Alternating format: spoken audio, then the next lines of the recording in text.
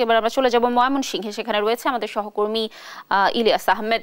ইলিয়াস, ময়মনসিংহেও নিশ্চয়ই ঈদ জামাত শেষ হয়ে গেছে, এখন পশু কোরবানি চলছে, কি তথ্য রয়েছে? যারা পশু কোরবানি দিচ্ছেন তারা পরিষ্কার পরিচ্ছন্নতা ঠিকমতো পালন করছেন কিনা, কি তথ্য রয়েছে? ঈদ মোবারক।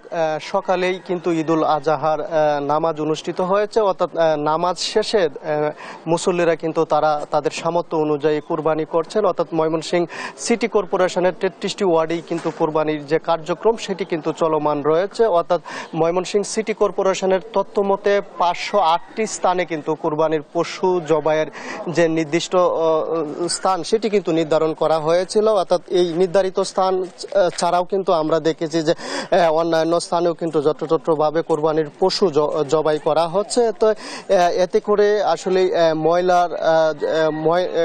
ময়লা আবর্জনা এবং সেটি নিয়ে কিন্তু সিটি কর্পোরেশন সহ যে নাগরিক নেতৃবৃন্দ রয়েছেন এবং সাধারণ মানুষ রয়েছেন তারা কিন্তু যে এই যে বর্জ্য ব্যবস্থাপনা নিয়ে কিন্তু তারা কিছুটা চিন্তিত। অর্থাৎ আমরা যদিও দেখেছি যে যারা পশু জবাই করছেন তারা কিন্তু নিজ দায়িত্বেই পরিষ্কার পরিচ্ছন্নতার কাজ করছেন এবং সিটি কর্পোরেশন থেকে 508টি স্থান নির্ধারণ করে দেওয়া হলেও কিন্তু আরও অধিক বেশি পশু জবাই ময়মনসিংহ 33টি ওয়ার্ডে হয়েছে। অর্থাৎ দুপুরের পর থেকেই সিটি কর্পোরেশনের যে বর্জ্য ব্যবস্থাপনা অপসারণ সেটি কিন্তু শুরু হবে, সেই বিষয়টি আমাদেরকে জানিয়েছেন।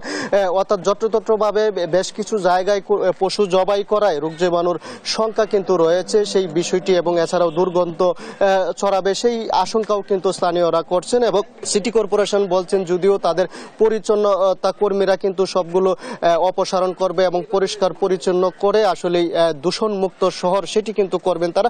আমরা একজনের সঙ্গে একটু যুক্ত হব। নামাজ শেষে তো আপনারা কুরবানি করেছেন এবং একটু জানতে চাই এই যে ঈদুল আজহার তাৎপর্য এবং কুরবানি শেষে এই যে আনন্দটুকু একটু জানতে। জি, ধন্যবাদ দেশ টিভিকে। আসলে আমাদের পবিত্র ঈদুল আজহার যে ত্যাগের মহিমায় যে আমরা কুরবানি দেই, আমরা এখানে যারা কুরবানি দিয়েছি সবাই পরিবেশ সম্বন্ধে অবগত থাকার পরে আমরা চেষ্টা করতেছি, আপনারা লক্ষ্য করছেন যে সাথে সাথে এগুলি যাতে পরিষ্কার হয়ে যায় এবং মহান আল্লাহ রাব্বুল আলামিন আমাদের কুরবানিকে যেন কবুল করে নেয় সেই উদ্দেশ্যে আমরা এখানে কুরবানি দিয়েছি।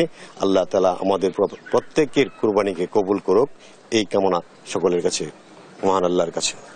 ধন্যবাদ। আসলে শুনছিলেন যে যারা নিজ দায়িত্বে নির্দিষ্ট স্থান ছাড়াও অন্যান্য স্থানে যারা কুরবানি করছেন তারা কিন্তু নিজ দায়িত্বে এই যে বর্জ্য অপসারণ সেই বিষয়টি কিন্তু তারা ধুয়ে মুছে দিচ্ছেন, সেই বিষয়টি কিন্তু বলছিলেন। এবং আমরা দেখেছি যে নগরীর প্রত্যেকটি সড়ক এবং সরু সড়কেও কিন্তু এই যে কুরবানি পশুর কার্যক্রম অর্থাৎ সেই কার্যক্রম কিন্তু এখনো পর্যন্ত চলমান রয়েছে। আমরা বিষয়টি নিয়ে সিটি কর্পোরেশনের সঙ্গে কথা বলেছিলাম।